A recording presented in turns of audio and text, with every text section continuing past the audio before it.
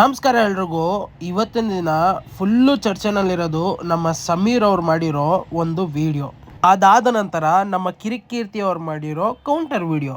ನನಗೆ ಧರ್ಮಸ್ಥಳ ದೇವಸ್ಥಾನದ ಬಗ್ಗೆ ಕೆಡದಾಗ ಮಾತಾಡಿದ್ ನಂಗೆ ಇಷ್ಟ ಆಗಿಲ್ಲ.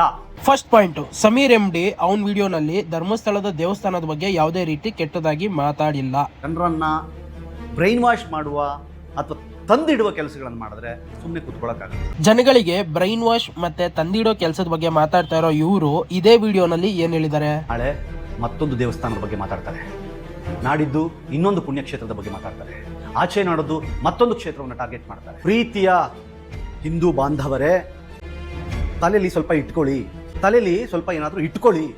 ಬೇರೆ ಧರ್ಮದ ಯಾವುದೇ ಪುಣ್ಯಕ್ಷೇತ್ರಗಳ ಬಗ್ಗೆ ಟಾರ್ಗೆಟ್ ಮಾಡಿ ವಿಡಿಯೋಗಳನ್ನು ಮಾಡಲ್ಲ, ಕಂಟೆಂಟ್ಗಳನ್ನು ಮಾಡಲ್ಲ. ಯಾಕಂದ್ರೆ ಮಾಡಿದ್ರೆ ಉಳಿಯಕ್ಕೆ ಅವ್ರು ಬಿಡಲ್ಲ, ಅದಕ್ಕೆ ಮಾಡೋ ತಾಕತ್ ಯಾವನಿಗೂ ಇಲ್ಲ.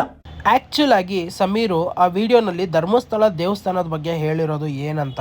ಭಾರತ ದೇಶದಲ್ಲಿ ಒಂದು ಕಾನೂನಿದೆ, ದ ರಿಲಿಜಿಯಸ್ ಎಂಡೋಮೆಂಟ್ ಆಕ್ಟ್ 1863 ಅಂತ. ಬೇಸಿಕಲಿ ಈ ಒಂದು ಕಾನೂನು ಏನ್ ಹೇಳುತ್ತೆ ಅಂತಂದ್ರೆ, ಭಾರತದಲ್ಲಿ ಯಾವ್ದೆಲ್ಲ ಹಿಂದೂ ಟೆಂಪಲ್ಸ್ ಇದಾವೋ ಅವೆಲ್ಲ ಗವರ್ಮೆಂಟ್ ಪ್ರಾಪರ್ಟಿ. ಆ ಹಿಂದೂ ಟೆಂಪಲ್ಸ್ ನ ಮ್ಯಾನೇಜ್ಮೆಂಟ್ ಎಲ್ಲ ಗವರ್ಮೆಂಟ್ ಕೈಗೆ ಹೋಗಿ ಗವರ್ಮೆಂಟ್ ಡಿಸೈಡ್ ಮಾಡುತ್ತೆ ಆ ಮ್ಯಾನೇಜ್ಮೆಂಟ್ ಅಲ್ಲಿ ಯಾರ್ ಕೆಲ್ಸಕ್ಕೆ ಇರಬೇಕು, ಯಾರ್ ಕೆಲ್ಸಕ್ಕೆ ಇರಬಾರ್ದು, ಅಂಡ್ ಆ ಟೆಂಪಲ್ ಇಂದ ಬರ್ತಿರುವಂತಹ ಡೊನೇಷನ್ ಅಮೌಂಟ್ ನ ಏನ್ ಮಾಡಬೇಕು ಅಂತ.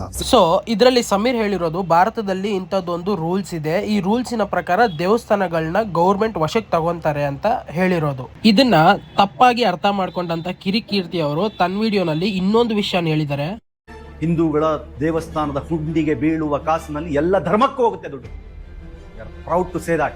ಈ ವಿಚಾರದಲ್ಲಿ ಹೆಮ್ಮೆ ಪಡುವಂತ ವಿಷಯ ಏನಿದೆಯೋ ನನಗಂತೂ ಗೊತ್ತಿಲ್ಲ. I am proud to say that ಅಂತ ಕಿರಿಕೀರ್ತಿ ಅವರು ಹೇಳ್ಕೊಂಡಿದ್ದಾರೆ. ಭಾರತದಲ್ಲಿರೋ ಎಲ್ಲಾ ದೇವಸ್ಥಾನಗಳು ಗೌರ್ಮೆಂಟ್ ವಶಕ್ಕೆ ತಗೋಬೇಕು ಅಂತ ಒಂದು ರೂಲ್ಸ್ ಮಾಡಿಕೊಂಡು, ರೂಲ್ಸಿನ ಪ್ರಕಾರ ಪ್ರತಿಯೊಂದು ದೇವಸ್ಥಾನದಲ್ಲಿರೋ ದುಡ್ಡನ್ನ ತನ್ನ ವಶಕ್ಕೆ ತಗೊಂಡು ಅದನ್ನ ಬೇರೆ ಧರ್ಮಕ್ಕೆ ಕೊಡ್ತಾ ಇದ್ದಾರೆ ಅಂದ್ರೆ ಅದನ್ನ ಪ್ರಶ್ನೆ ಮಾಡಬೇಕಾಗಿರೋದು ನಾವು ಸಮೀರ್ಗಲ್ಲ, ಗೌರ್ಮೆಂಟಿಗೆ. ಯಾಕೆ ಕೊಡ್ತಾ ಇದ್ದಾರೆ? ನಾವು ಕಷ್ಟಪಟ್ಟಂತ ದುಡ್ಡನ್ನ ದೇವರ ಮೇಲಿರೋ ಭಕ್ತಿಯಿಂದ ಹುಂಡಿಗೆ ಹಾಕ್ತಿವಿ ಅಂದ್ರೆ ಆ ಹುಂಡಿ ದುಡ್ಡು ಯಾಕೆ ಬೇರೆ ಧರ್ಮದವ್ರಿಗೆ ಹೋಗ್ತಾ ಇದೆ? ನಮ್ಮ ಹಿಂದೂ ದೇವಸ್ಥಾನನ ಅದೇ ಒಬ್ಬ ಹಿಂದೂ ಟ್ರಸ್ಟ್ ನಡೆಸ್ತಾ ಇದ್ರೆ ಅದನ್ನ ಗೌರ್ಮೆಂಟ್ ವಶಕ್ಕೆ ತಗೊಳುತ್ತೆ. ಅದೇ ಅನ್ಯ ಧರ್ಮದ ಟ್ರಸ್ಟ್ ಅವ್ರು ಏನಾದ್ರು ಬಳಸ್ತಾ ಇದ್ರೆ ಅದನ್ನ ಯಾಕೆ ತಗೊಳ್ಳೋದಿಲ್ಲ? ಈ ಒಂದು ಪ್ರಶ್ನೆಗೆ ಉತ್ತರ ಬೇಕು. ಒಂದು ಹಿಂದೂ ದೇವಸ್ಥಾನನ ಅನ್ಯ ಧರ್ಮದವರು ನಡೆಸೋದಕ್ಕೆ ನಮ್ಮ ದೇಶದಲ್ಲಿ ಅವಕಾಶ ಇದೆ ಅಂದ್ರೆ ಮತ್ತೆ ಯಾಕೆ ಅನ್ಯ ಧರ್ಮದ ದೇವಸ್ಥಾನಗಳನ್ನ ಒಬ್ಬ ಹಿಂದೂ ನಡೆಸೋದಕ್ಕೆ ಆಗೋದಿಲ್ಲ? ನನ್ನ ವಿಡಿಯೋ ಉದ್ದೇಶ ಇಷ್ಟೇ. ಸೌಜನ್ಯ ಕೇಸಲ್ಲಿ ಧರ್ಮಗಳನ್ನ ತಂದು ಕೇಸ್ನ ಕುಲಿಗೆಡಿಸ್ಬೇಡ್ರಿ. ನಮ್ಮ ಹೋರಾಟ ಸೌಜನ್ಯಗೆ ನ್ಯಾಯ ಕೊಡಿಸೋದ್ರ ಕಡೆಗಿರ್ಲಿ ಅಂತ ಹೇಳ್ತಾ ಇಲ್ಲಿಗೆ ಈ ವಿಡಿಯೋ ಮುಗಿಸ್ತಾ ಇದ್ದೀನಿ.